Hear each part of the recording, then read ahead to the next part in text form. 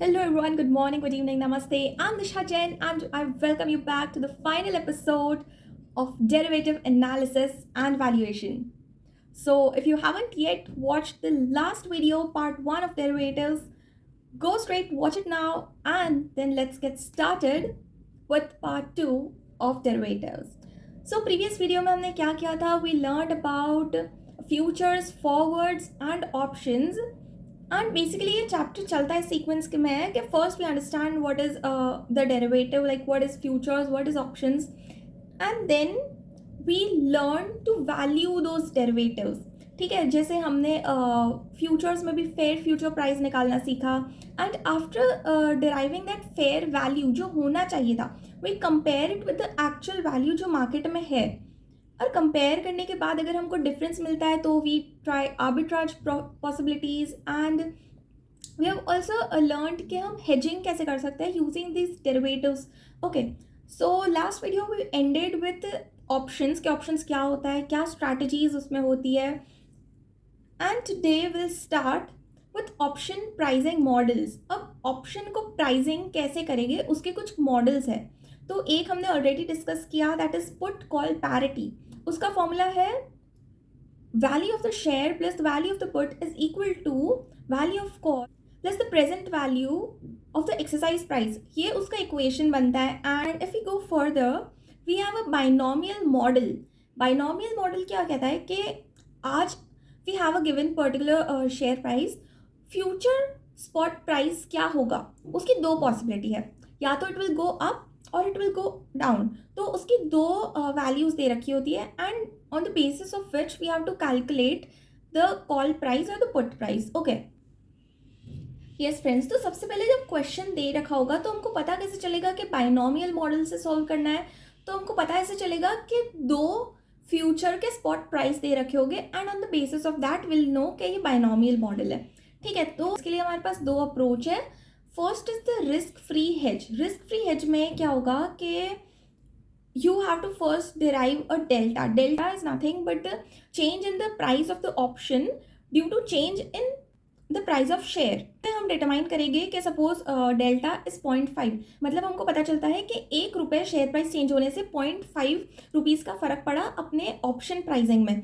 मतलब अगर हमको दोनों को इक्विवेलेंट करना है तो हम क्या करेंगे, we buy 2 calls and 1 share. But यहाँ क्या करेंगे, मतलब अगर हमको उसको इक्विवेलेंट पोजीशन पे करना है उसके कोई भी चेंजेस, तो what we do is if we buy a share we sell a call and if we have to deal with put we buy a share and we buy a put. okay, तो अब इसको आगे बढ़े तो हमने क्या किया कि वी फाउंड डेल्टा. ठीक है, तो डेल्टा से हमको रेशियो पता चला कि कौन से रेशियो में हमको कॉल और पुट के साथ रहना है for the given number of shares. वो आपको क्वेश्चन में दिया होगा कि आपके पास कितने शेयर्स बॉट है. तो वी डिड दैट. अब ये फॉर्मूला कैसे बनता है कि आपका net outflow will be equal to the present value of inflow. ठीक है, तो इसमें आपने क्या किया कि द प्राइस अपने जिस प्राइस पे आपने शेयर खरीदा माइनस आपको जो कॉल सेल करने में प्रीमियम मिला, तो that will be your net outflow and that net outflow should be equal to your inflow in future. तो वो फ्यूचर का इनफ्लो क्या होगा, एक्सपायरी पे जो रिटर्न मिलेगा. अब दो प्राइसिंग पॉसिबिलिटीज होती है, तो वो दो प्राइसेस से हमको शेयर सेल करके, क्योंकि हमने आज बाय किया है, और कॉल ऑप्शन परचेज करके क्या इनफ्लो मिलेगा उसको हम प्रेजेंट वैल्यू पे डिस्काउंट करेंगे एंड एक इक्वेशन में रखेंगे. तो उस इक्वेशन में अभी तक हमारा कॉल का प्रीमियम ब्लैंक था, तो उस इक्वेशन में रखने से we will get the call premium and this is how we determine the price of call. वैसे एक दूसरा अप्रोच है risk neutrality approach. Risk neutrality approach कैसे चलता है कि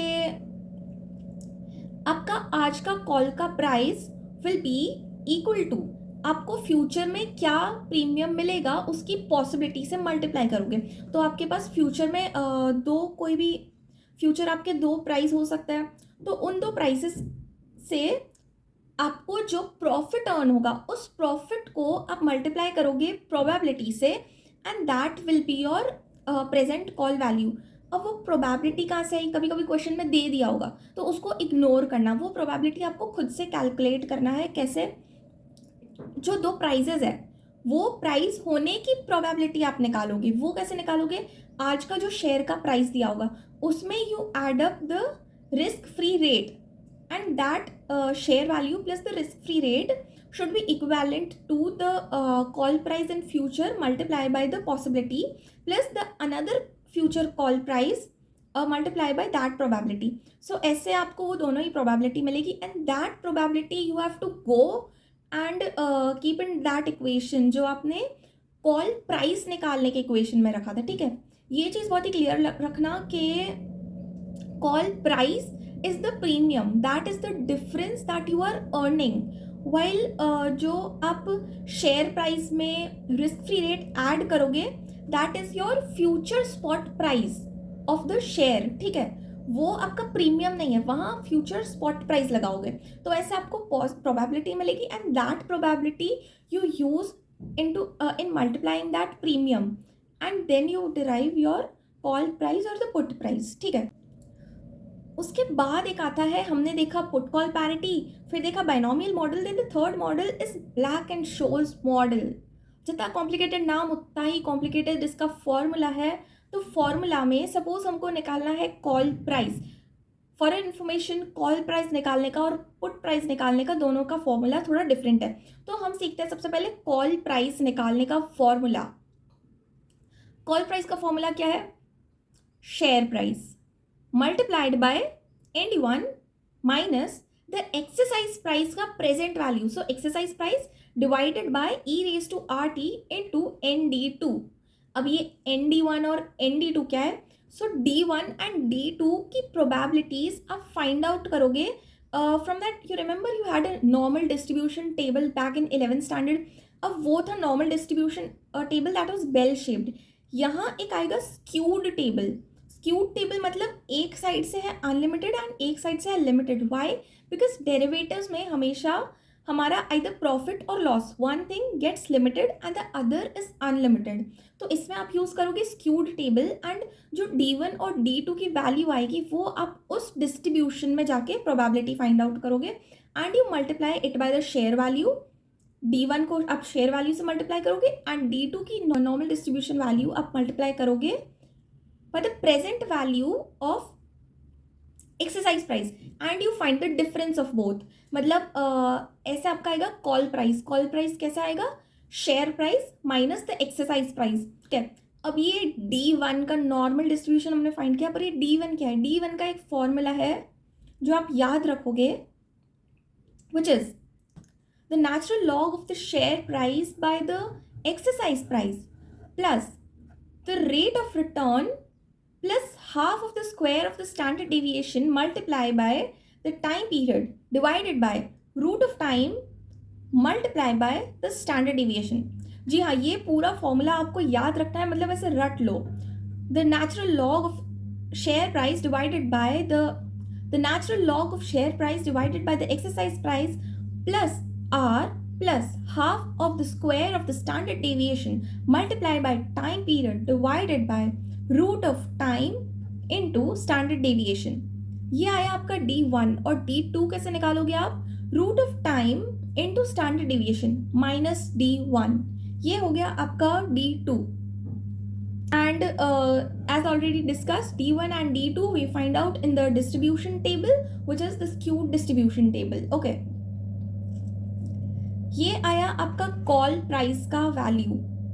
अब जो पुट का वैल्यू होगा उसके लिए भी एक ऐसा ही फॉर्मूला है but the other way round is जो हमने पुट कॉल पैरिटी किया था। ठीक है, उसमें क्या था? शेयर का value, share value plus the value of put is equal to value of call plus the present value of exercise price. इसमें हम सारे अपने फिगर्स पुट डाउन करेंगे and like that also we can get the value of put.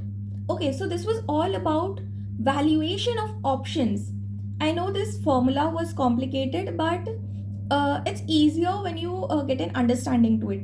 Next we move towards commodity derivatives। उसकी एक theory दे रखी है हमारे चैप्टर में। सो commodity derivatives जैसे हमने देखा सिक्योरिटीज़, सारे सिक्योरिटीज़ के डेरिवेटिव्स होते हैं, वैसे ही commodities के भी फ्यूचर्स, ऑप्शंस, ये ऐसे सब होते रहते हैं। अब कौन से कमोडिटीज़ के ऐसे डेरिवेटिव्स होते हैं जो कि होमोजीनियस होते हैं एंड दे आर ड्यूरेबल और जिसमें ज़्यादा प्राइस फ्लक्चुएशंस होता है, ठीक है, तो उसके लिए भी एक डेरिवेटिव मार्केट होता है। So now coming to the new scheme additions. New scheme में डेरिवेटिव में क्या एडिशंस हुए वो एक बार डिस्कस कर लेते हैं। Yes friends, so talking about the new scheme addition, उसमें एक आते हैं एग्जॉटिक ऑप्शंस। एग्जॉटिक ऑप्शंस क्या होता है, जो अभी तक हमने ऑप्शंस देखे पुट और call, they were of two type, American options and European options, ठीक है।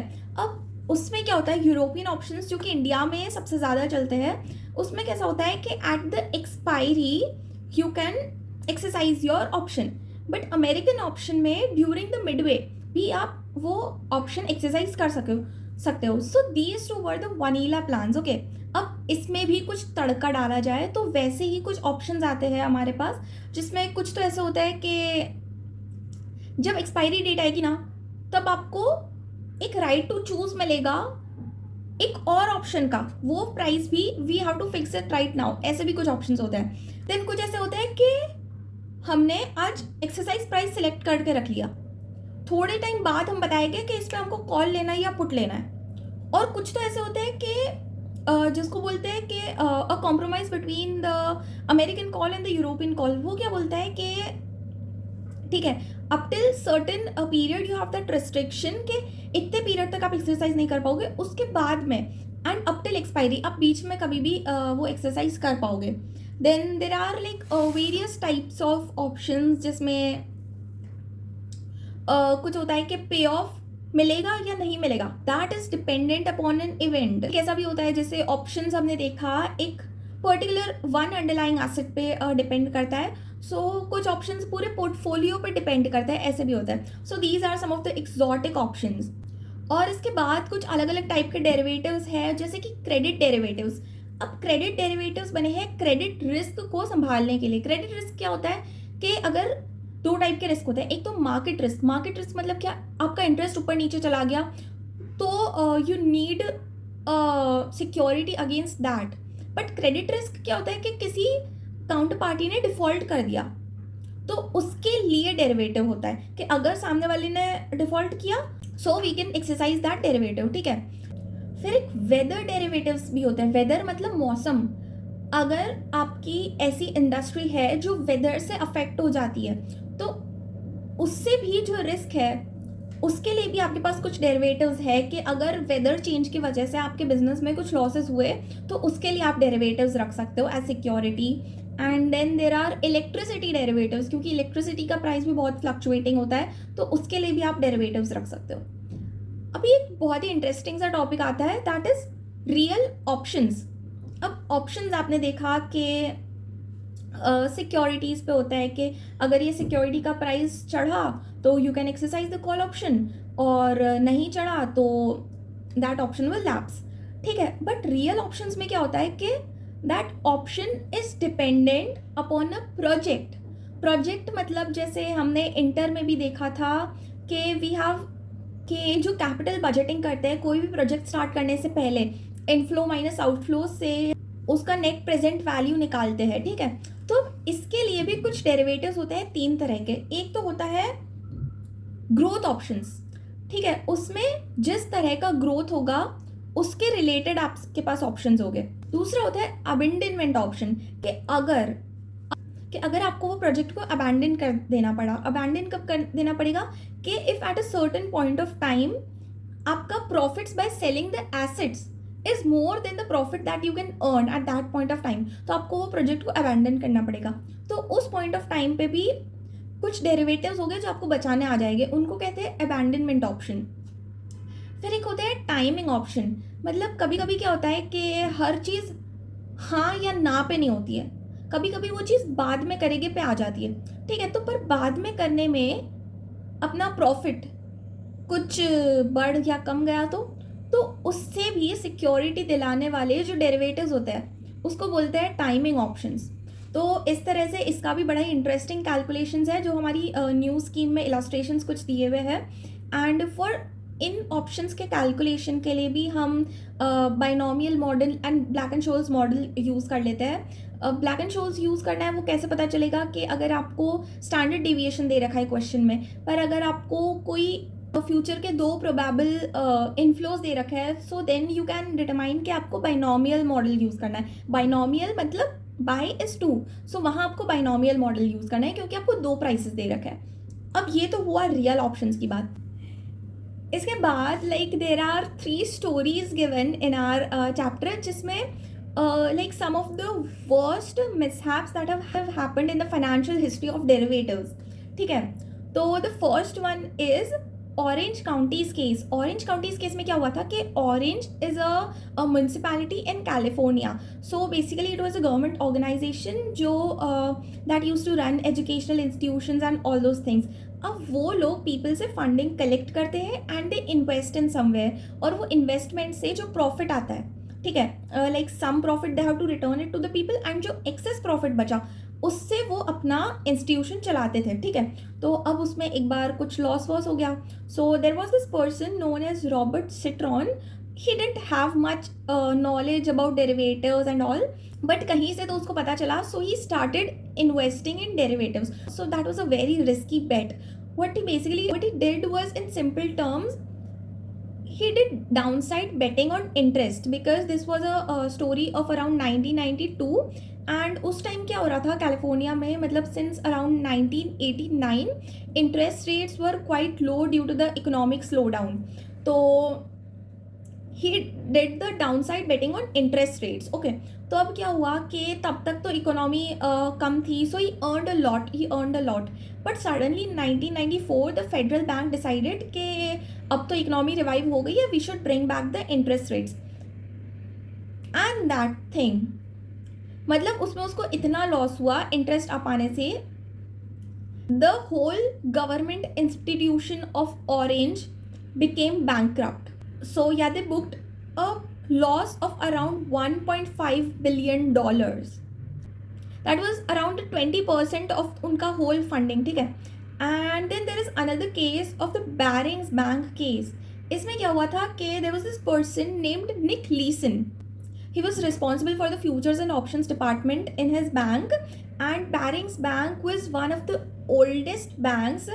It was nearly 200 years older. ठीक है, तो तब Nick Leeson was around just 28 years old, and he literally single handedly just broke down the bank. Okay, उसमें क्या हुआ कि he by mistake he booked a loss, and he didn't want his managers to know about it because it would have cost him his job.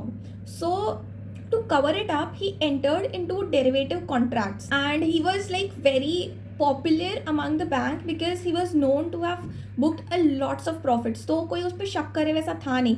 and he literally asked for 354 million. Bank officials ने उसको आंख बंद करके दे दिया कि हाँ भाई ये तो पैसे कमा के देता है. and what he did was he created an error account named 888888, जिसमें वो अपने सारे फिक्टिशियस प्रॉफिट्स बुक कर रहा था. And those profits were so good कि उसको $720,000 का बोनस भी मिला उस साल में, जिसमें एक्चुअली उसने बहुत लॉसेस किए थे. And he was using that error account to cover it all up. So he just went on betting कि कभी तो प्रॉफिट होगा and he'll cover everything up. And at one point of time, the losses he had made was around 75% of the capital of the whole bank. और ये जब bank officials को realise हुआ, the moment they saw that those books, they immediately realized कि अब ये bank नहीं चलने से रही है. So that was another case. And the third case is of Procter and Gamble and the Gibson's Greeting. So these two were the companies के एक क्या हुआ था, एक बैंकिंग ट्रस्ट थी. उन लोगों ने क्या किया, they designed a derivative product which was intentionally designed so complicated कि उनके किसी क्लाइंट्स को समझ ही ना आए. And they sold it to every customer telling them कि ये तो हमने आपके लिए कस्टमाइज्ड बनाया है कि बहुत प्रॉफिट्स होगा. Basically that was miss representation. एक तो इतना कॉम्प्लिकेटेड बना दिया कि सामने वालों को समझना है, और फिर मिस रिप्रेजेंट करके बता दिया. एंड उसमें क्या था कि प्रॉफिट आपका लिमिटेड था एंड लॉसेस अनलिमिटेड थे, which they hadn't told to their customers. अब इसमें ये दो कंपनीज P&G एंड गिब्सन्स ग्रीटिंग्स, ये दो लोग फंस गए एंड और मतलब इन दोनों ने भयंकर अमाउंट के लॉसेस बुक किए ड्यू टू दीज डेरिवेटिव्स। तो इससे कुछ लेसन्स हमको सीखने मिलते हैं। एक तो जो डेरिवेटिव्स आपको समझ नहीं आए वो प्लीज़ मत खरीदो। सेकेंड थिंग इज़ कि कभी भी ट्रेजरी डिपार्टमेंट को अपना प्रॉफिट सेंटर नहीं बनाना। जैसे कि ऑरेंज के केस में हुआ था, वहाँ के एक ट्रेजरर ने, he was literally responsible for the majority of the revenue. वो उनका रेवेन्यू डिस्टर्ब हुआ, उसमें लॉसेस बुक हुए, पूरा गवर्नमेंट इंस्टीट्यूशन बंद हो गया। तो these are some of the lessons that can be learned from these cases कि आप हेजर बनो, स्पेक्यूलेटर मत बनो। यहाँ जो हमारा निक लीसन था बैरिंग्स बैंक के केस में, ही वॉज अ हेजर, प्राइमरीली ही वॉज अ हेजर, बट क्योंकि उसने कुछ लॉसेस बुक कर लिए, he did not wanted it to reveal, वो स्पेक्यूलेटर बन गया और स्पेक्यूलेशन करते करते इतने भयंकर लॉसेस बुक किए कि पूरी 233 ईयर्स ओल्ड बैंक एक बंदे की वजह से बंद हो गई। सो this was it for derivatives. I hope you liked the video. Tell me in the comments below. Thank you. Keep studying. Bye bye and take care.